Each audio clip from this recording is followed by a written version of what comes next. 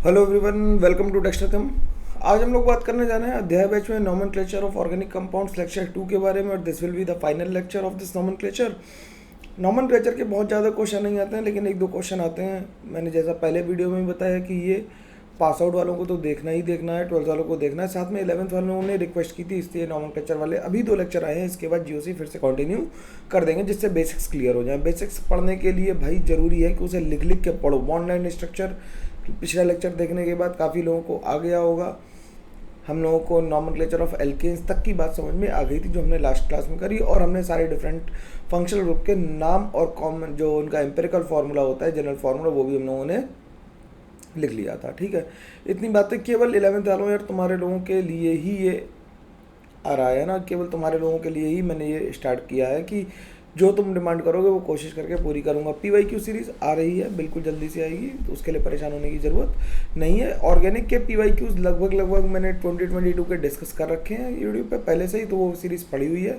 Physical के और 11th के टॉपिक्स के मैं लेके आ रहा हूँ जल्दी से जल्दी, तो वो धीरे धीरे आते रहेंगे टाइम से। तो 2022 पहले डिस्कस करेंगे, फिर 2023 डिस्कस करेंगे। ठीक है, चलो भाई, ये सारी चीज़ें हमें मिलेंगी कहाँ पे, ये लेक्चर हमें कहाँ पे मिलना है, फिर से हमें पता है कि dexterchem.in पे जाएंगे, अध्याय बैच पे जाएंगे, और लेक्चर नंबर और प्रॉब्लम नंबर शीट पे क्लिक करेंगे। वहाँ से सब कुछ हम लोग डाउनलोड कर सकते हैं। नॉमेनक्लेचर की कोई प्रॉब्लम शीट नहीं दी, क्योंकि उसकी उतनी प्रॉब्लम करने की ज़रूरत नहीं। जो क्लास में लगवा दिया वो मोर देन सफिशियंट है। थोड़े से प्रॉब्लम्स मैं डाल दूंगा फ़ोटो खींच के डायरेक्टली टेलीग्राम ग्रुप पे, या उस पर भी डाल दूंगा, तो वहाँ से सीधे सीधे कर लेना। ठीक है, कोई बहुत भारी काम नहीं है वो। ठीक है, अल्टरनेटिवली हम लोगों ने लिंक दे रखा है वेबसाइट, मतलब इसमें डिस्क्रिप्शन में, वहाँ से भी तुम डाउनलोड कर सकते हो। सिंपल है बात यार, ये बार बार बोलने में मैं फंबल कर जाता हूँ। बात करते हैं केमिस्ट्री की। यार यही मेरा फोर्टे है, इसी में मैं कंफर्टेबल फील करता हूँ, है ना। इधर उधर की बात करने से कोई फ़ायदा नहीं। तो बात करते हैं नॉमेनक्लेचर ऑफ एल्कीन्स। एल्कीन्स का जनरल फार्मूला क्या होता है? CnH2n। एल्कीन्स का जनरल फार्मूला क्या है? CnH2n। तो IUPAC वर्ड नेम कैसे करेंगे? रूट वर्ड प्लस इन लगाएंगे इसमें। जैसे एल्केन में एन लगा रहे थे, इसमें क्या लगाएंगे? इन लगाएंगे हम लोग। क्या लगाएंगे? इन लगाएंगे। तो इसे लिखेंगे एल्क प्लस इन, तो ये बन जाएगा एल्कीन।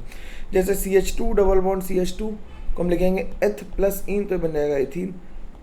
3 कार्बन होंगे तो प्रोप हो जाएगा रूट वर्ड, और प्लस इन तो प्रोपीन हो जाएगा। जब कार्बन 4 होंगे तो देखो डबल बॉन्ड की पोजीशन 2 जगह लग सकती है, एक बार यहाँ लग सकती है, एक बार यहाँ लग सकती है, 2 जगह पोजीशन लग सकती है। तो इन दोनों में 4 कार्बन है, तो 4 कार्बन को हम ब्यूटीन तो नहीं लिख सकते थे कि ब्यूट प्लस इन लिख दें तो क्या बन जाए? ब्यूटीन।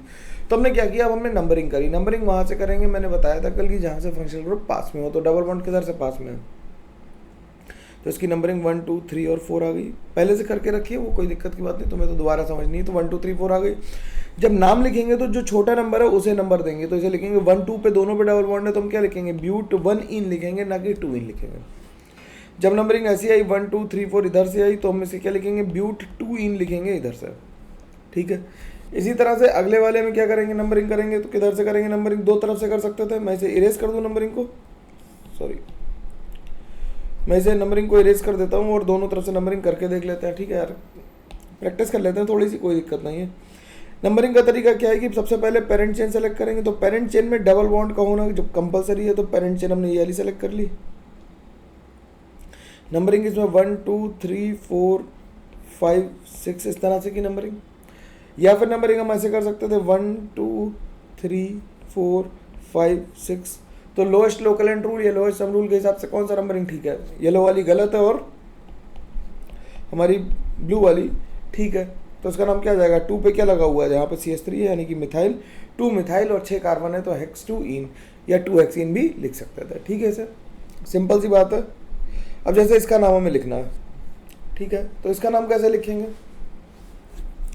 अब डबल बॉन्ड और सब्स्टिट्यूएंट में पहले प्रायोरिटी हम डबल बॉन्ड को देंगे। तो लॉन्गेस्ट पेरेंट चेन तो हम पहले सेलेक्ट कर लेते हैं। लॉन्गेस्ट पेरेंट चेन हमारी यही है, जो स्ट्रेट चेन है, ये लॉन्गेस्ट पेरेंट चेन है। नंबरिंग हम किधर से करें? नंबरिंग हम एक बार इधर से कर लेते हैं। तो 1 2 3 4 5 6 7 आ गई।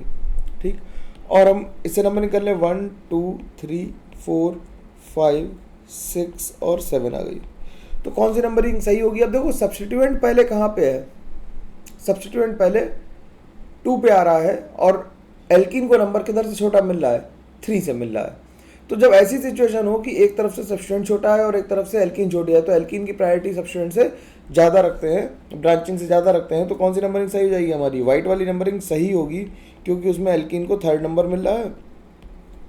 तो इसका नाम क्या लिखेंगे? इसका नाम लिखेंगे क्या? 5,6 डाई मिथाइल 7 कार्बन है तो हेप्ट 3इन। सिंपल बात है, आसानी से नाम लिख जाएगा इसका। डबल बॉन्ड को हमेशा पेरेंट चेन में ही रखने की कोशिश करेंगे जब तक पॉसिबल हो रहा है। अभी सिक्की भी केस आएंगे जिसमें डबल बॉन्ड को पेरेंट चेन में नहीं रख पाएंगे, है ना। ऐसे केस भी जनरेट करेंगे हम लोग। डिफिकल्टी लेवल वहाँ तक ले जाए या नहीं ले जाए, चलो नहीं ले जाएंगे, खामोखा में तुम्हें तंग करने से कोई फ़ायदा नहीं है। तो इसमें अगर तुम पेरेंट चेन देखो तो पेरेंट चेन तुम्हें कौन सी सबसे बड़ी लगेगी? ये वाली लगेगी। इसमें कितने कार्बन आ रहे हैं? 1 2 3 4 5 6 7 8 9 कार्बन आ रहा है। लेकिन इसमें एक डबल बॉन्ड छूट गया। अगर हम डबल बॉन्ड को पेरेंट चेन मान लें तो इसमें 1 2 3 4 5 6 7 कार्बन आ रहा है। तो हम पेरेंट चेन ऐसी लेते हैं जिसमें डबल बॉन्ड पेरेंट चेन में ही हो, तो हमारी जो पेरेंट चेन आएगी वही आएगी। ठीक, नंबरिंग किधर से करेंगे? जहाँ सब्स्टिट्यूएंट पास में हो, तो 1 2 3 4 5 6 7।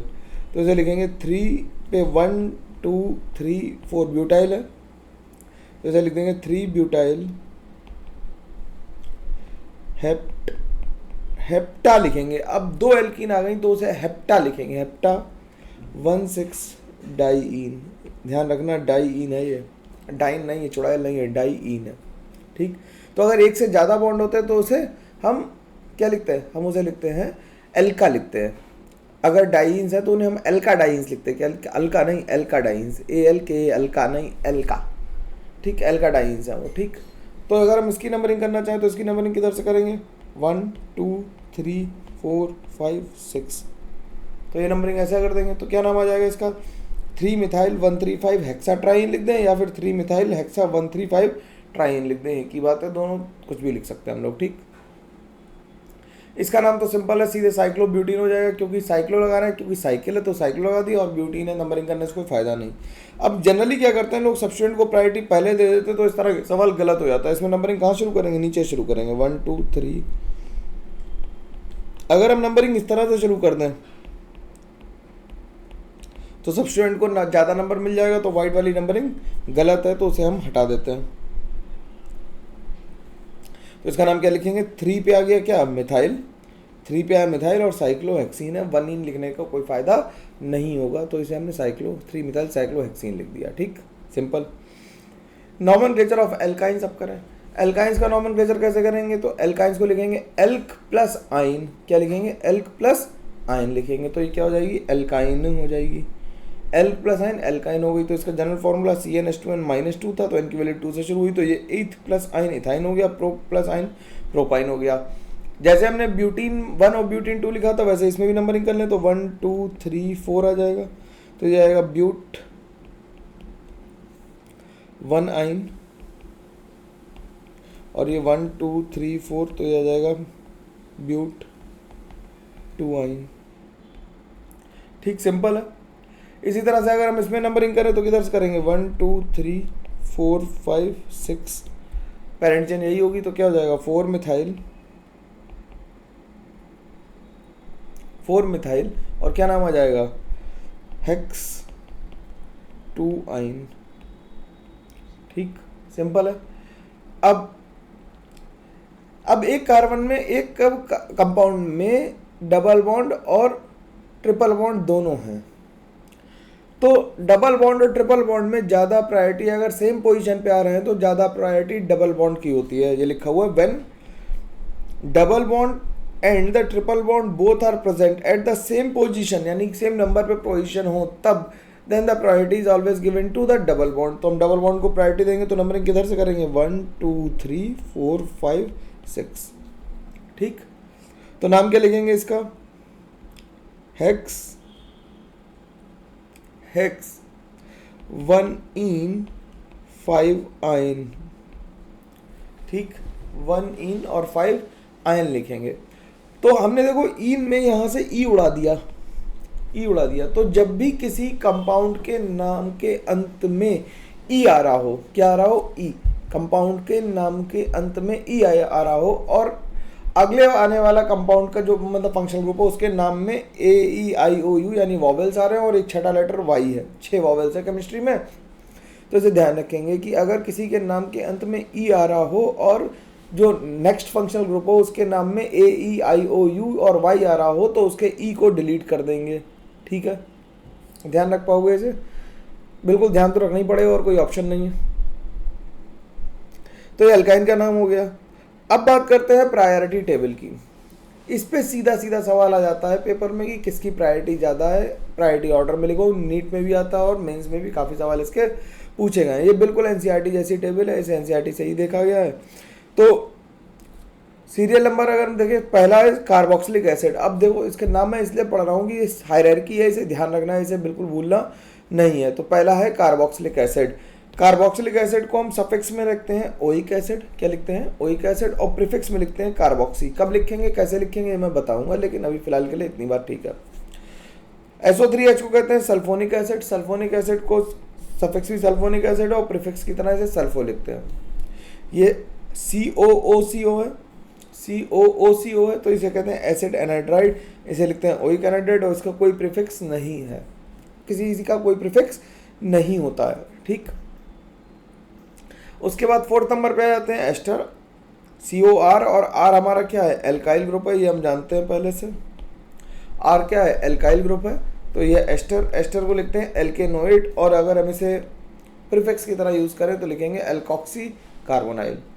फिर एसिड क्लोराइड आ गए, एसिड क्लोराइड को लिखेंगे ऑयल क्लोराइड, क्या लिखेंगे, ऑयल क्लोराइड, और अगर हम प्रीफिक्स की तरह लिखें तो इसे लिखेंगे क्लोरोकार्बोनाइल। कैसे लिखेंगे, क्लोरोकार्बोनाइल। फिर CONH2 को लिखेंगे एमाइड, एमाइड को एमाइडी लिखते हैं, या फिर इसे लिखते हैं कार्बामोइल। स्पेलिंग ध्यान रखना भाई, कार्बामोइल है, MOYL है, कार्बनोइल नहीं है, मोइल है, MOYL। ठीक है। फिर 7 नंबर पे आता है साइनाइड, साइनाइड को लिखते हैं नाइट्राइल और या साइनो। 8 नंबर पे आता है आइसोसाइनाइड, या इसे आइसोनाइट्राइल लिखते हैं और आइसोसाइनो लिखते हैं। 9 नंबर पे एल्डिहाइड होता है, एल्डिहाइड को लिखते हैं अल, और इसे लिखते हैं ऑक्सो या फॉर्माइल। कब लिखते हैं ये मैं सिखाऊंगा बाद में, पहले अभी फिलहाल तो नाम पढ़ लेते हैं। कीटोन्स को लिखते हैं ओन, वन नहीं है ये, ओन है, ONE, ओन। ठीक, तो इसे ऑक्सो या कीटो लिखते हैं। अल्कोहल को लिखते हैं ऑल, हाइड्रोक्सी लिखते हैं। थायोल को लिखते हैं थायोल या फिर मरकैप्टो। एमीन को एमीन लिखते हैं या एमिनो लिखते हैं। और एल्कीन, एल्कीन यानी डबल बॉन्ड की प्रायोरिटी ज़्यादा, अभी तो मैं बताई थी, डबल बॉन्ड को इन लिखते हैं और इसका कोई प्रीफिक्स नहीं है, और आइन का भी कोई प्रीफिक्स नहीं है। तो ये 15 हैं, इन्हें हम लोग ध्यान रखेंगे, बिल्कुल भूलेंगे नहीं। ठीक, ये 15 ग्रुप्स है, इन्हें हम लोग ध्यान रखेंगे। प्रायोरिटी के ऑर्डर में क्या है, सबसे पहले कार्बोक्सिलिक एसिड, फिर सल्फोनिक एसिड, फिर acid anhydride, ester, chloride, amide, cyanide, isocyanide, ketone, aldehyde, thiol, alcohol, thiol, amines, और एल्कीन और एल्काइंस। अब अगर फंक्शनल ग्रुप के नाम लिखने हो तो हम क्या करेंगे, तो वो बहुत कठिन नाम लिखने को नहीं आते हैं, सरल नाम ही लिखने को आते हैं। पढ़ाने को इसे बहुत दिन तक पढ़ाया जा सकता है और मैं भी बहुत सारा पढ़ा सकता हूँ इसे, है ना, कि तरह तरह के नाम लिखें, तो मैं अजीब अजीब से नाम लिखवाना सिखा दें, लेकिन उससे केवल टाइम बर्बाद होगा तुम्हारा। ज़्यादा कठिन नाम लिखने की ज़रूरत नहीं है, सिंपल सिंपल से ही काम चल जाएगा हमारा। और यही सिंपल क्वेश्चन पूछता है, बहुत ऐसा कोई थोड़ी पूछेगा जो केवल मेरे को नाम पता होगी कि चेतन सर ने पढ़ाया था वो वाला पूछ लेता है, ऐसा नहीं होगा कभी। जो बच्चा अपने कॉमन सेंस से एनसीईआरटी से पढ़ के बिना कोचिंग करे, केवल यूट्यूब के सहारे, जिसने सेल्फ स्टडी की हो वो भी पेपर को अटेम्प्ट कर पाए, वैसा नाम आएगा। ठीक है। तो rules for nomenclature of functional groups, सबसे पहले क्या करेंगे, the parent chain carbon is selected in such a way that the functional group must be selected in the parent chain. हम पेरेंट चेन इस तरह से सेलेक्ट करेंगे कि जो फंक्शनल ग्रुप है वो पेरेंट चेन में ही सेलेक्ट हो जाए। जैसे अगर तुम ध्यान से देखो तो इसकी एक पेरेंट चेन ये सेलेक्ट की जा सकती है जिसमें 5 कार्बन है, इसमें पेरेंट चेन में, लेकिन ये पेरेंट चेन सही नहीं है। This is not the correct parent chain. Parent chain हम बोलेंगे जिसमें कि फंक्शनल ग्रुप कंटेन हो जाए। तो ये वाली हमारी करेक्टेड पेरेंट चेन है। तो इसका नंबरिंग कहाँ से करेंगे, COH से नंबरिंग करेंगे, 1 2 3 4। तो इसका नाम क्या लिख देंगे, 2 पे आ गया इथाइल, और ये ब्यूटेन ओइक एसिड है। अब देखो नाम कैसे लिखा, ब्यूटेन प्लस ओइक एसिड। तो ई के बाद ओ आया तो क्या लिख दिया, ब्यूटेनोइक लिख दिया। ठीक। नंबर 2 क्या है, priority for the members is as follows, functional group की प्रायोरिटी हम सबसे ज़्यादा लेंगे, फिर मल्टीपल बॉन्ड्स की लेंगे और फिर सब्स्टिट्यूएंट की लेंगे। मल्टीपल बॉन्ड माने डबल बॉन्ड या ट्रिपल बॉन्ड, ठीक है।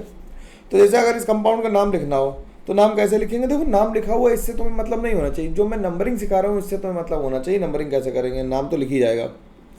तो COH की प्रायोरिटी ज़्यादा है, एल्कीन से COH टॉप मोस्ट है, और एल्कीन तो 14 नंबर पे आ रही थी, तो 1 2 3 4, तो 2 पे क्या आ गया, इथाइल आ गया। ब्यूट 3 इनोइक एसिड है।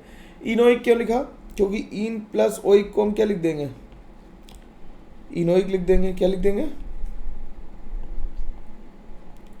इनोइक लिख देंगे, ठीक। ई हटा के OIC लगा दिया, ठीक है। AEIOU वाला रूल्स ये भी फॉलो कर रहा है, ठीक। अब अलग अलग फंक्शनल ग्रुप के नाम लिखते हैं, फिर पॉलीफंक्शनल ग्रुप के नाम लिख लेंगे और चैप्टर खत्म हो जाएगा। सिंपल है, ज़्यादा मुश्किल है नहीं। से जबरदस्ती TDS बना बना के धीमे धीमे पढ़ा के बहुत समय कोचिंग में चला जाता है। मतलब ऑफलाइन पढ़ाने में ऑब्वियसली टाइम लगता है, क्योंकि बच्चा लिख रहा है, उसे लिखने का समय देना पड़ेगा, फिर मैं बोलूँगा, फिर इरेज करूँगा, तमाम बातें हैं। लेकिन हम लोग कंसाइज रहते हैं, प्रिसाइज रहते हैं, काम को जल्दी करते हैं, समय बचाते हैं। ज़्यादा समय बचेगा तो फिर ज़्यादा हम लोग सवाल लगा पाएंगे और ज़्यादा जल्दी सेलेक्ट हो पाएंगे, ठीक है। सवाल लगाना बहुत ज़रूरी है, सवाल के बिना काम नहीं चलेगा, ठीक है। और तुम लोग अपने दोस्तों तक तो पहुँचा ही रहे हो, शेयर तो करो यार, है ना, ठीक है।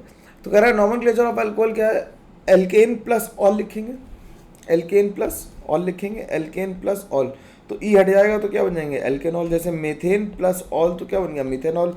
इथेन प्लस ऑल इथेनॉल बन जाएगा। अब इसे हमें लिखना है तो क्या लिखेंगे, इसे अगर नंबर लिख दें तो 1 2 3 4, तो अगर हम इसे सफिक्स की तरह यूज़ करेंगे तो क्या लिखेंगे, ब्यूटेन 2 ऑल या ब्यूटेनॉल 2। अगर हम इसका नाम लिखना चाहें तो क्या लिखेंगे, नंबरिंग किधर से करेंगे, लेफ्ट या राइट से, दोनों से करके देख लेते हैं। 1 2 3 4 5, OH सेम पोजीशन पे आ रहा है, इधर से भी 1 2 3 4 5। अब नंबरिंग भी सेम आ रही है तो क्या करेंगे, अल्फ़ाबेटिकल ऑर्डर फॉलो करेंगे। तो अल्फ़ाबेटिकल में क्लोरो जीत जाएगा मिथाइल से, तो ये 3 नंबर येलो वाली गलत हो जाएगी, ब्लू वाली से नाम लिखेंगे तो क्या लिखेंगे, 2 क्लोरो 4 मिथाइल पेंटेन 3 ऑल। क्या लिखेंगे, 2 chloro 3 methyl pentane 3 all, pentane 3 all लिख देना, ठीक है। इसे साइक्लोहेक्सेनॉल लिखेंगे। अब इसे हेक्साट्राइनॉल नहीं लिखेंगे, इसे लिखते हैं फिनॉल। फिनॉल ही इसका IUPAC नेम है, कॉमन नेम भी है और IUPAC नेम दोनों का सेम ही है, फिनॉल, ठीक। अब ईथर का नाम कैसे लिखेंगे, ईथर को लिखते हैं ROR। ROR का मतलब होता है एल्कॉक्सी एल्केन। क्या है, एल्कॉक्सी एल्केन। जैसे R हमने एल्काइल ग्रुप बताया, तो तुम्हें लास्ट क्लास याद आ रही है थोड़ी सी कि R हमने एल्काइल ग्रुप बताया था। तो CH3OCH3 को लिखेंगे मेथॉक्सी मीथेन। C3CH2OC2H5 को लिखेंगे इथॉक्सी इथेन। अगर हमें मान लो ये दोनों एक जैसे हैं तो क्या लिखेंगे, साइक्लोप्रोपॉक्सी साइक्लोप्रोपेन। सिंपल बात है, साइक्लोप्रोपॉक्सी साइक्लोप्रोपेन लिखेंगे। दिक्कत तब आएगी जब हम अनसिमेट्रिकल ईथर ले लेंगे, एक तरफ कार्बन ज़्यादा होंगे और एक तरफ कम होंगे। तो जैसे यहाँ पे 2 आ गए, यहाँ पे 1 आ गया। तो अगर कोई दिक्कत नहीं, सीधे सीधे लिखा है तो छोटे वाले को एल्कॉक्सी लिखो, बड़े वाले को एल्केन लिखो। तो ये क्या हो गया, मेथॉक्सी इथेन। इसे हम इथॉक्सी मीथेन नहीं लिख सकते, गलत हो जाएगा। मतलब अगर हम कोई कहे कि इसे हम क्या लिख सकते हैं, इथॉक्सी मीथेन लिख दें, तो ethoxy methane will be wrong, ठीक है। लिख के काट लेना जिससे याद रहे, मिथॉक्सी इथेन लिखेंगे, छोटे वाले को ही कंसिडर करेंगे। अगर 3 कार्बन है तो इसमें नंबरिंग करनी पड़ेगी। तो 2 नंबर पे क्या आ रहा है, OCH3 आ रहा है, उसे हम लिखेंगे 2 मेथॉक्सी प्रोपेन। सिंपल बात है, हमने प्रीफिक्सेस में बताया था कि इथॉक्सी और मेथॉक्सी प्रीफिक्स हो सकते हैं, तो लिखा जा सकता है ना। अब एल्डिहाइड के नाम कैसे लिखेंगे, एल्डिहाइड को लिखेंगे एल्केन प्लस अल, एल्केन प्लस अल। एल्केन प्लस अल लिखेंगे तो क्या हो जाएगा, एल्केनल हो जाएगा। क्या हो जाएगा, एल्केनल। जैसे क्या हो जाएगा, मीथेन 1 कार्बन है तो मीथेन प्लस अल तो मीथेनल, 2 कार्बन है तो इथेन प्लस अल इथेनल। अब नंबरिंग हमेशा हम C वाले कार्बन से ही करेंगे, तो 1 2 तो ये हो जाएगा 2 क्लोरो इथेनल। तो हम नंबरिंग C वाले कार्बन से क्यों कर रहे हैं, इसे बात को ध्यान कैसे रखेंगे, प्रायोरिटी टेबल से ध्यान रखेंगे, साथ साथ डॉन ग्रुप कह लेते हैं। डॉन का नंबर पहला, उसे ढूंढना मुश्किल ही नहीं, नामुमकिन है, लेकिन उसका ढूंढना इसमें ऑर्गेनिक में डॉन ग्रुप को ढूंढना मुश्किल ही नहीं, आसान है, ठीक है ना, मुश्किल नहीं बिल्कुल।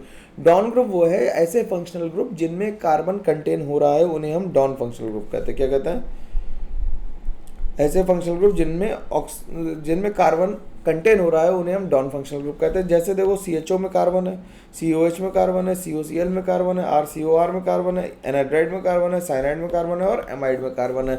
तो जब भी ये डॉन ग्रुप दिखाई देंगे तो नंबरिंग हमेशा डॉन ग्रुप से ही शुरू करेंगे। याद रह पाएगी ये बात, कहीं लिख के चिपका लेना। डॉन कौन कौन से हैं? एसिड डेरिवेटिव्स और साइनाइड्स और एल्डिहाइड्स। ठीक, ये डॉन ग्रुप्स हैं तो इनकी नंबरिंग हम पहले ही करेंगे, सबसे ज़्यादा प्रायोरिटी इन्हीं को देंगे। ठीक, अब दो डॉन्स के बीच में लड़ाई होगी तो देख लेंगे कैसे करनी है, लेकिन अभी फिलहाल के लिए तो इतना ही रखता है ना।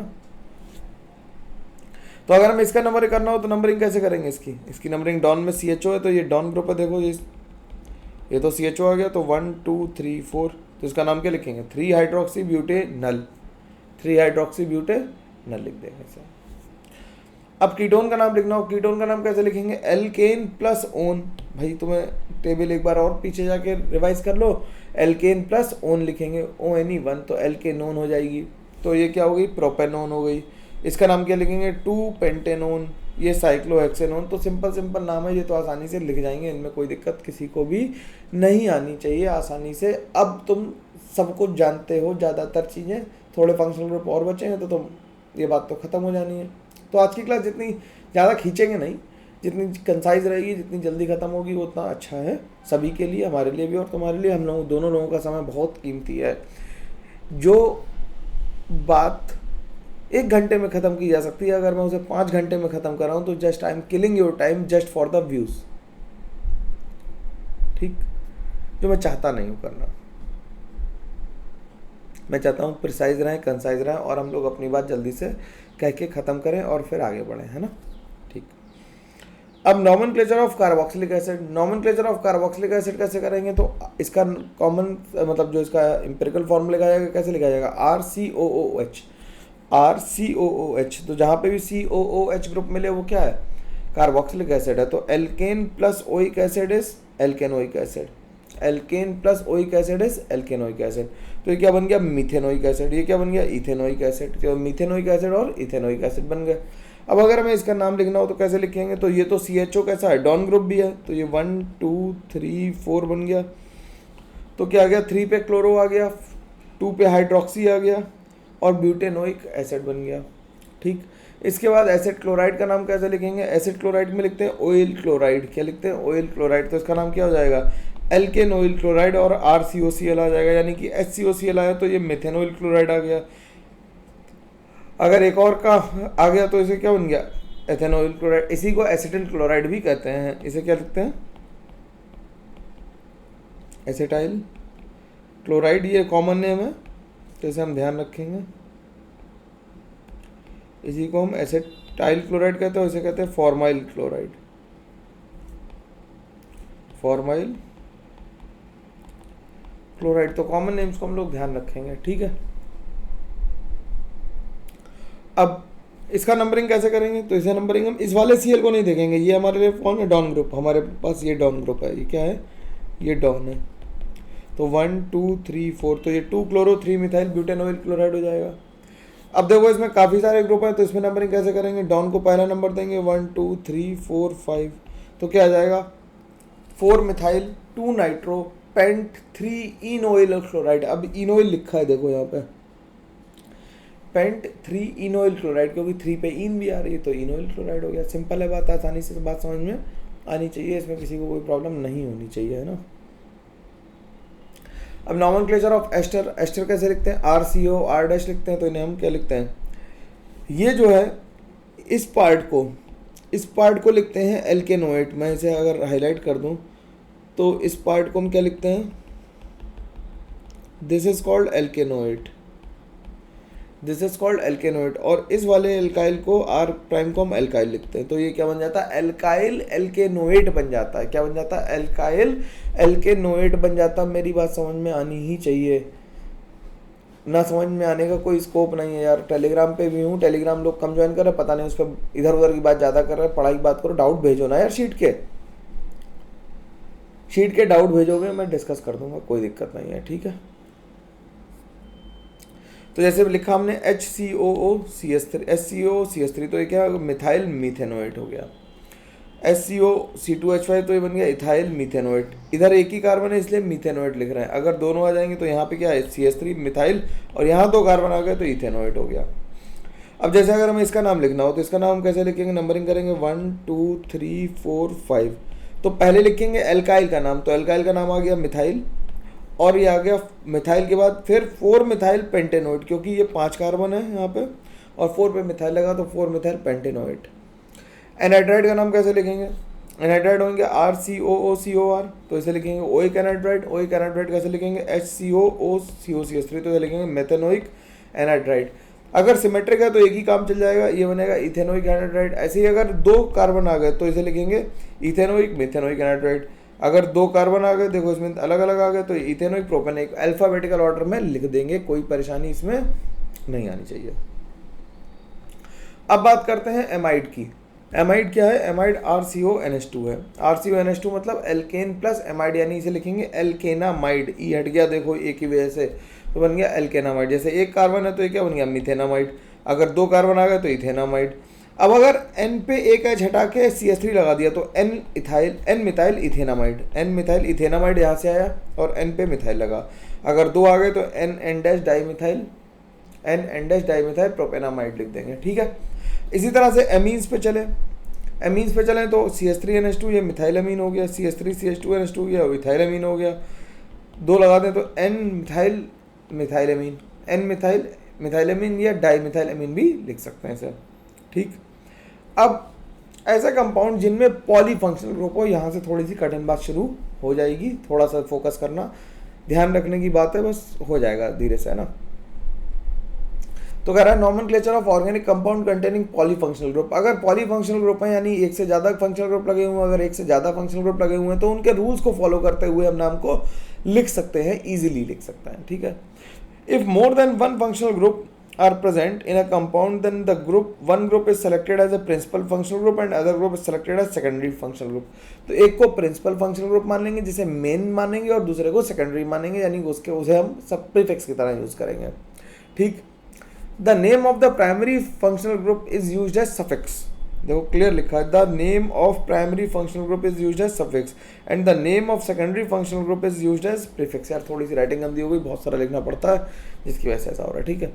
तो प्राइमरी फंक्शनल ग्रुप को हम लोग सफिक्स की तरह यूज़ करेंगे और सेकेंडरी फंक्शनल ग्रुप को प्रीफिक्स की तरह यूज़ करेंगे, ठीक है। और ग्रुप्स हम कैसे सेलेक्ट करेंगे, groups are selected according to priority table. Priority table से हम सेलेक्ट करेंगे जिसमें एसिड सबसे ऊपर था और एल्काइन सबसे नीचे थी, ठीक। अब जैसे इस कंपाउंड का नाम लिखना है तो इसमें नंबरिंग कैसे करेंगे, 1 2 3 4। अब इसमें देखो ये कैसा ग्रुप है, ये सेकेंडरी है, और ये कैसा आ गया, ये प्राइमरी आ गया। तो इसका नाम क्या लिखा, सेकेंडरी को हमने सफिक्स में लिख लिया, प्रीफिक्स में लिखा तो 3 हाइड्रोक्सी ब्यूटेनोइक एसिड लिख दिया। ऐसे ही ये कैसा है, ये प्रीफिक्स है और ये एमाइड क्या है, डॉन ग्रुप है, तो डॉन ग्रुप तो हमेशा प्रायोरिटी उसी की होगी, तो इसे लिखेंगे एमिनो मेथेनामाइड। कई बारी यूरिया का IUPAC नाम पूछा तो लोग बता नहीं पाते हैं, बहुत बड़े बड़े नाम लिखते हैं लेकिन छोटा सा नाम उनसे नहीं बताया जाता, बड़ी दिक्कत की बात है ना। तो ये क्या आ जाएगा, एमिनो मेथेनामाइड। अब जैसे यहाँ पे साइनाइड है और मरकैप्टो भी है, तो हम इसे लिखेंगे 1 2 3 4 5। तो क्या लिख दिया, 4 मरकैप्टो पेंटेन नाइट्राइल, खत्म हो गया नाम। Number 2, when the principal functional group is selected then we will not check the priority table। मतलब एक बार हमने डिसाइड कर लिया कि कौन हमारा प्रिंसिपल फंक्शनल ग्रुप है, फिर हम अल्फाबेटिकल ऑर्डर फॉलो करेंगे, हम ये नहीं देखेंगे कि प्रायोरिटी किसकी कम है किसकी ज़्यादा है। तो जैसे अगर हमने एक कार्बन ऐसा लिख लिया जिसमें 2 COH हैं, देखो ध्यान से ज़रा से, इसमें 2 COH हैं और तमाम फंक्शनल ग्रुप लगे हुए हैं, तो हमने पेरेंट चेन चूज़ कर लिया और हमारा COH ही क्या है, प्राइमरी फंक्शनल ग्रुप है। अगर COH प्राइमरी फंक्शनल ग्रुप है तो हम क्या करेंगे, अल्फाबेटिकल चलेंगे। यहाँ पे आता तो एमिनो आता और यहाँ पे आता तो हाइड्रोक्सी आता, तो हमने छोटा नंबर अल्फाबेटिकल ऑर्डर में दिए, तो 1 2 3 4 5 कर दिया। तो इसे लिखा 2 एमिनो 3 क्लोरो 4 हाइड्रोक्सी, ठीक है। और पेंटेन 1 5 डाइओइक एसिड, 2 है एसिड तो डाइओइक एसिड। अब रूल नंबर 3, ये रूल थोड़े से मुश्किल है, प्रैक्टिस करनी पड़ेगी इनकी, तभी ये सेट बैठेंगे दिमाग में, अदरवाइज इनमें थोड़ी सी दिक्कत आती ही है, ठीक। क्या कह रहा है, if the don group is present as the secondary functional group, अगर डॉन ग्रुप है और वो सेकेंडरी फंक्शनल ग्रुप की तरह है। अब डॉन सेकेंडरी कब होगा, ये मजबूरी की बात है। डॉन भी सेकेंडरी हो सकता है, कोई बड़ा डॉन हो कोई छोटा डॉन हो, है ना। तो डॉन अगर सेकेंडरी फंक्शनल ग्रुप की तरह हो और उसका कार्बन पेरेंट चेन में इंक्लूडेड नहीं है, ठीक, केवल CHO को छोड़ के। क्लियर लिखा है, if don group is present as a secondary functional group then its carbon is not included in the parent chain except CHO। अगर CHO को छोड़ दें तो इसका नाम हम कैसे लिखेंगे, ये देखो डॉन बड़ा डॉन, ये छोटा डॉन, तो हमने CN को काउंट नहीं किया, तो CN को हमने सफिक्स की तरह, प्रीफिक्स की तरह यूज़ कर लिया।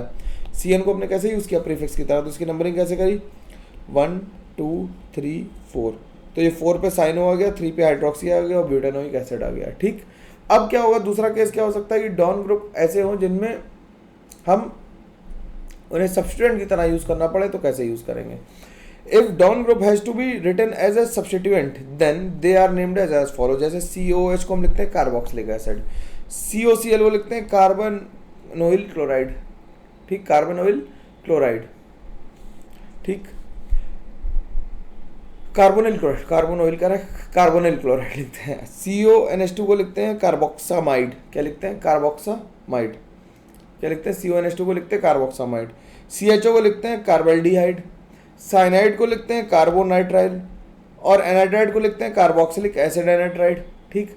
अब जैसे हम ये आ गया, दो आ गए, एक ये डॉन है और एक ये डॉन है, कौन बड़ा है, ये वाला डॉन बड़ा है, COCl की प्रायोरिटी ज़्यादा है, तो हम 2 लिखेंगे, ये 1 2 नंबरिंग करी, और इसे हम नंबरिंग नहीं कर पाएंगे तो इसे हम प्रीफिक्स की तरह लिखेंगे, और प्रीफिक्स की तरह क्या लिखेंगे, प्रीफिक्स की तरह लिखेंगे 2 carboxamide ethanoyl chloride, 2 carboxamide, CONH2 को क्या लिखा था, कार्बोक्सामाइड लिखा था, लेकिन अगर प्रीफिक्स की तरह लिखना है तो कार्बामोइल भी लिख सकते हैं, कार्बामोइल भी लिख सकते हैं, तो 2 कार्बामोइल इथेनॉइल क्लोराइड भी लिख सकते हैं। अब अगला रूल, वैरायटी देखो तुम, मजा तो वैरायटी देखने में है ना, कि if CHO is present as a secondary functional group, अगर CHO सेकेंडरी फंक्शनल ग्रुप की तरह प्रेजेंट है and its carbon is included in the parent chain, और उसका कार्बन हमने क्या किया, इंक्लूड कर लिया पेरेंट चेन में, then oxo is used as a prefix, and if carbon is not included in the parent chain then formyl is used as a prefix. तो अगर CHO का कार्बन इंक्लूड है तो हम लिखेंगे ऑक्सो, अगर नहीं इंक्लूडेड है तो फॉर्माइल। नहीं इंक्लूड कब हो पाएगा, ये भी एक केस बना लेंगे हम लोग, ठीक है।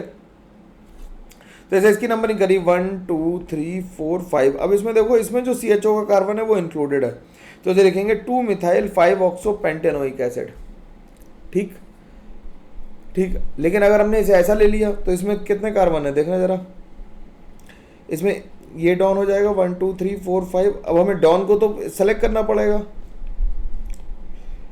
तो हम CHO को सेलेक्ट नहीं कर पाएंगे क्योंकि पेरेंट चेन तो हमने 5 मेंबर की लेनी थी, नीचे लेते तो छोटी आती, तो इसे लिखेंगे 3 पे फॉर्माइल लगा हुआ है, यानी SCHO लगा हुआ है, पेंटेन 1,5 डाइओइक एसिड, ठीक। अब जैसे इसे लिखेंगे साइक्लोहेक्सेन कार्बल्डिहाइड, ठीक। COH को क्या लिखेंगे, साइक्लोहेक्सेन कार्बोक्सिलिक एसिड। अगर मान लो 3 COH आ गए, अब 3 COH आ गए तो हम पेरेंट चेन तो मान लो ये भी चूज कर सकते, तो 5 कार्बन की आती, लेकिन एक COH के साथ नाइंसाफी हो जाती, तो हमने तीनों को ही सेलेक्ट नहीं किया। मान लो किसी के 3 बच्चे हों तो वो 2 बच्चों को ले जाए, एक को ना ले जाए, तो नाइंसाफी हो जाएगी ना, तो इसलिए तीनों को मत ले जाओ, बढ़िया है। तो क्या होगा, प्रोपेन 1 2 3 ट्राई कार्बोक्सिलिक एसिड बन जाएगा ये, ठीक। अब बात करते हैं नोमेनक्लेचर ऑफ एरोमेटिक कंपाउंड्स की, नोमेनक्लेचर ऑफ एरोमेटिक कंपाउंड्स की बात करते हैं। एरोमेटिक कंपाउंड्स में सबसे पहले एरोमेटिक कंपाउंड्स की डिस्कवरी जो हुई वो बेंजीन की डिस्कवरी के बारे में बात तुमने सुनी होगी। बेंजीन की डिस्कवरी कैकुले ने की, कैकुले के साथ साथ और लोग जो कर रहे थे वो डेवार थे, और कैकुले में 2 साइंटिस्ट थे, डेवार ने ये बेंजीन रिंग दी, लेकिन इस बेंजीन रिंग से सारे जो प्रॉपर्टीज थी वो एक्सप्लेन नहीं हो पा रही थी, तो डेवार की बेंजीन का स्ट्रक्चर रिजेक्ट हो गया, और कैकुले ने सपना देखा कि कोई सांप अपनी पूंछ को काट रहा है। कैकुले ने सपना देखा क्या, कि कोई सांप अपनी पूंछ को काट रहा है, और सांप अपनी पूंछ को काट रहा है, तो उसने कहा कि अरे यार बेंजीन का ऐसा स्ट्रक्चर बन सकता है, और रेजोनेंस करके उसने स्ट्रक्चर बना दिया, और कैकुले को इस स्ट्रक्चर के लिए नोबेल प्राइज मिला। और कैकुले के 3 स्टूडेंट थे, फिशर, वॉन्टहॉफ और एक और था, मेरे को नाम नहीं याद आ रहा, 3 स्टूडेंट और उन तीनों को भी नोबेल प्राइज़ मिल रखा है। ठीक है, तुम ऐसा सपना देखो कि नोबेल प्राइज़ मिले कम से कम। कमेंट करके बताओ भाई कि कोई ऐसा सपना आ रहा है जिसमें नोबेल प्राइज़ मिले। तुम्हें सपने में क्या आ रहा बताना मत प्लीज़, है ना, हमें नहीं सुनना बिल्कुल भी। I am not interested at all. तो रूल नंबर 1 क्या कह रहा है, व्हेन एल्काइल ग्रुप और any group which does not have any suffix, ऐसा कोई ग्रुप जुड़ा हुआ है जिसका कोई सफिक्स नहीं है, is attached to benzene ring, then compound is named by prefixing the name with benzene. जैसे हम लिखते हैं क्या, मिथाइल बेंजीन। अब एरोमेटिक कंपाउंड्स में आईयूपीएसी नाम से ज़्यादा जरूरत है कॉमन नेम की, जिन्हें हम याद रखेंगे। तो ये क्या है, मिथाइल बेंजीन। मिथाइल बेंजीन को हम लिखेंगे टॉलुइन। ठीक, ये है हमारी क्या, आइसोप्रोपाइल बेंजीन। आइसोप्रोपाइल बेंजीन को हम लिखेंगे क्यूमीन। क्या है, क्यूमीन, कमीन नहीं, क्यूमीन। ठीक, ढंग से पढ़ना। तो OCH3 को हम क्या लिखेंगे, मिथॉक्सी बेंजीन, इसे हम एनिसॉल कहते हैं। ये ब्रोमोबेंजीन हो गई, नाइट्रोबेंजीन हो गई, सिंपल बात है। अब when functional group that has a suffix name is attached to the benzene ring, then the compound is named by adding the suffix. जैसे इसे लिखेंगे PHCHO को हम लिखेंगे, इसे हम क्या लिखते हैं, PH लिखते हैं। इसे हम इक्विवेलेंटली लिख सकते हैं क्या, PHCHO। ठीक है, तो PH माने क्या है, बेंजीन है, फिनाइल। ठीक, ध्यान रख पाओगे। तो इसे लिखेंगे बेंजीन कार्बल्डिहाइड, या इसे लिखते हैं बेंजल्डिहाइड। आईयूपीएसी नेम क्या है, बेंजीन कार्बल्डिहाइड। ठीक, तो इसे बेंजल्डिहाइड लिखते हैं, जिसकी बिटर आलमंड ऑयल की स्मेल होती है। कैसी होती है, कड़वे बादाम के तेल की तरह महकता है। तो इसे क्या लिखा, COH को क्या लिखा, benzene carboxylic acid. Benzene carboxylic acid को बेंजोइक एसिड कहते हैं। ये क्वेश्चन IIT ने 2006 में पूछा है शायद। IIT ने 2006 या 5 में से कभी पूछा है एडवांस में कि इसका आईयूपीएसी नाम बता दो, और आधी दुनिया ने बेंजोइल क्लोराइड लिख दिया था, जबकि नाम सही था बेंजीन कार्बोनाइल क्लोराइड। ठीक है, तो देखो कितना छोटा सा पूछा और हम लोग क्या क्या पढ़ रहे हैं। इसका नाम क्या लिखेंगे, बेंजीन कार्बोक्सामाइड, फिर बेंजाइन अमीन, या बेंजीन अमीन को लिखते हैं एनिलीन, और ये बन गया बेंजीन सल्फोनिक एसिड। सिंपल नाम है। रूल नंबर 3 क्या है, if the side chain contain a functional group that has a suffix name, then the benzene is treated as substituent of benzene। को हम क्या लिखते हैं, फिनाइल। इसे हम प्यार से PH भी लिख सकते हैं। ठीक, इसे हम प्यार से PH भी लिख सकते हैं। ठीक, तो इसका नाम कैसे लिखेंगे, जैसे अगर इसका अल्कोहल नाम है तो इसे हम क्या लिखेंगे, 2 फिनाइल इथेनॉल।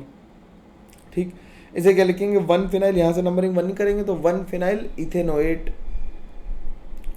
ठीक, ठीक, इथेनोएट नहीं, इथेनोन लिखेंगे। इथेनोन लिखेंगे तो इसे हम क्या लिख देंगे, एसिटोफिनॉन लिख देंगे। इसी तरह से 1 फिनाइल इथीन लिखेंगे, इसे 1 फिनाइल इथीन लिखेंगे तो इसका नाम क्या है, स्टाइरीन। तो इस तरह से हम लोग नॉमेनक्लेचर की बेसिक क्या डिटेल में हम लोगों ने अब तो डिस्कशन कर लिया आसानी से। और इन दोनों वीडियो के देखने के बाद तुम्हें नॉमेनक्लेचर काफ़ी हद तक आ जाएगा। मैं एक शीट भी डाल दूंगा छोटी सी 50-60 क्वेश्चन की, ज़्यादा नहीं करने, क्योंकि नॉमेनक्लेचर तुम विद टाइम सीखोगे, एक दिन में नॉमेनक्लेचर नहीं सीखा जा सकता है ना। तो ये शीट हम लोग कर लेंगे, तुम्हारी काफ़ी मदद हो जाएगी और हम पूरी तरह से नॉमेनक्लेचर को सीख जाएंगे। ठीक है, तो बढ़िया से पढ़ते रहो, लोगों तक वीडियो पहुंचाते रहो। ये दोनों वीडियो के देखने के बाद केमिकल बॉन्डिंग थर्सडे को ऑलमोस्ट ख़त्म सी हो जाएगी। मैं अगली क्लास में केमिकल बॉन्डिंग में जो चल रहा था वो हाइब्रिडाइजेशन वेस्पर थ्योरी ऑलमोस्ट खत्म होने वाली है। वेस्पर खत्म करके फिर हम लोग डाइपोल मूवमेंट करेंगे, बैक बॉन्डिंग करेंगे और फिर MOT करेंगे सीधे। ठीक है, तो इतनी बात करने से हमें लगता है कि केमिकल बॉन्डिंग भी खत्म हो जाएगी और हम लोग काफ़ी स्मूथली कोर्स को लेके चल रहे हैं। तुम लोग अच्छे से पढ़ रहे हो, मैं ऐसा मान लेता हूँ। भाई मान लेना चाहिए, नहीं मान लेना चाहिए, और लोगों को शेयर करते रहो जिससे कि लोग तक मैं पहुँचता रहूँ। मैं लोगों को सिखाना चाहता हूँ, सीख जाएँ थोड़े लोग, है ना। ठीक है, तो वीडियो को प्रिसाइज रखने, कंसाइज रखने का मतलब ये है कि हम दोनों लोगों के पास समय नहीं है, ज़्यादा पंचायत नहीं कर सकते। चलो भाई ठीक है, ज़्यादा नहीं बोलता हूँ, मिलते हैं फिर अगले वीडियो में। तब तक के लिए थैंक यू वेरी मच। ध्यान रखो, बहुत सारी पढ़ाई करो। दिल्ली NCR में जो लोग रह रहे हैं उन्हें आई फ्लू बहुत ज़्यादा हो रहा है, तो स्कूल थोड़ा मत जाओ। ध्यान रखो अपना कि आई फ्लू नहीं होना चाहिए। ठीक है, और बरसात का मौसम है तो अपनी अपनी तबीयत रखो। और जो लोग इंडिया के अलग अलग जगह पे हैं जहाँ पे बाढ़ आ रही है तो उन्हें भी अपना ध्यान रखना यार, और फैमिली वालों का भी ध्यान रखो। चलो मिलते हैं, तब तक के लिए thank you very much, take care, bye bye.